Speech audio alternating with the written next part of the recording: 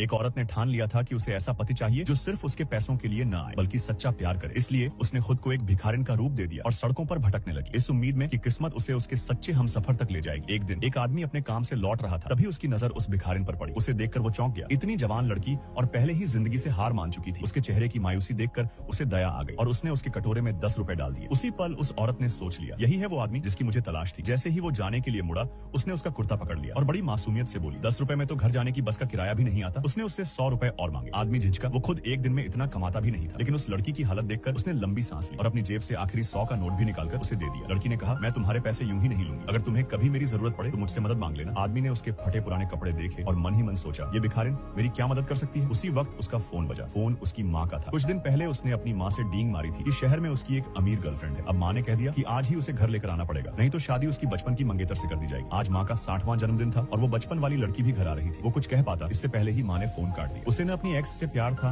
न ही कोई और रास्ता सूझ रहा था। तभी उसे उस भिखारिन की याद आई जिसने अभी अभी मदद का वादा किया था। बिना कुछ सोचे उसने उससे रिक्वेस्ट की, क्या तुम एक दिन के लिए मेरी गर्लफ्रेंड बनकर मेरी माँ से मिल सकती हो। हैरानी की बात यह थी कि वो बिना कोई सवाल के तैयार हो गई, लेकिन उसने एक शर्त रखी, अगर मुझे तुम्हारी माँ से मिलना है तो मैं इन फटेहाल कपड़ों में तो नहीं जा सकती। तुम्हें मुझे एक ढंग का कपड़ा दिलाना होगा, वरना तुम्हारी माँ सब समझ जाएगी। आदमी ने उसकी बात सही मानी और भारी मन से मान गया। जब वो लड़की नए साफ सुथरे और एलिगेंट कपड़े पहनकर बाहर आई तो आदमी उसे देखकर दंग रह गया। सिर्फ कपड़े बदलने से कोई इतना खूबसूरत लग सकता है, उसने कभी सोचा भी नहीं था। वो अभी भी उसे देख ही रहा था कि शोरूम का सेल्समैन बोला, सर ये ड्रेस 8,888 रुपए की है। वो वहीं थम गया। इतनी महंगी ड्रेस, लेकिन फिर भी उसने अपने पास रखे हुए सारे सिक्के और पुराने नोट गिनकर देने की कोशिश की। उसे यूं तंगी में लड़खड़ाते देखकर लड़की हंस पड़ी और खुद अपना क्रेडिट कार्ड काउंटर पर रख दिया। आदमी ने हैरानी से पूछा, तुम क्यों पे कर रही हो। लड़की मुस्कुराई और बोली, असल में मैं सू कॉर्पोरेशन की सीईओ हूं, अरबों की कंपनी। आदमी को एक शब्द पर भी यकीन नहीं हुआ। वो पैसे बचाने के लिए उसे टैक्सी की जगह ट्रैक्टर पर बैठाकर गांव ले गया। रास्ते भर वो उसे समझाता रहा, अगर माँ कुछ पूछे तो बोलना कि तुम एक सक्सेसफुल सीईओ हो जो हर साल 10,000 से ज्यादा कमाती हो, और हाँ, तुमको सुअर काटना और भेड़ मारना भी आता है, क्योंकि माँ को ऐसे हुनर वाले रिश्ते बहुत पसंद है। उसने तो उसे एक फर्जी शादी का सर्टिफिकेट तक पकड़ाया ताकि कहानी और असली लगे। जब वो अपने गांव पहुंचे तो उसकी माँ ने उन्हें देखकर खुशी से झूम उठी। तभी उसकी चालाक एक्स भी वहां आधम की। उसने आते ही माँ को 50,000 रुपए का तोहफा दिया और एक लग्जरी कार की चाबी थमा दी। ये गाड़ी अब आपके सब्जी लाने के काम आएगी, उसने मीठे अंदाज में कहा। फिर उसने मुस्कुराकर कहा, वैसे भी हम तो जल्द ही एक ही परिवार के हिस्से बन जाएंगे। लेकिन तभी उसकी नजर उस दूसरी लड़की पर पड़ी। माँ ने जल्दी से समझाया, ये मेरे बेटे की गर्लफ्रेंड है, शहर की एक बड़ी सीईओ। एक्स ने नजाकत से हंसते हुए ताना मारा, मैंने तो शहर की किसी यंग सीईओ का नाम कभी नहीं सुना। मैंने तो झेंघाई के हर बड़े कॉन्फ्रेंस में हिस्सा लिया है, लेकिन कभी इस लड़की को नहीं देखा। लड़की ने बड़ी शांति से जवाब दिया, मैं खुद रेयरली किसी कॉन्फ्रेंस में जाती हूँ, मेरे लोग सब संभालते हैं। तभी अचानक चेन यांग ग्रुप की एक टीम वहां आ गई। उन्होंने ऐलान किया कि उन्होंने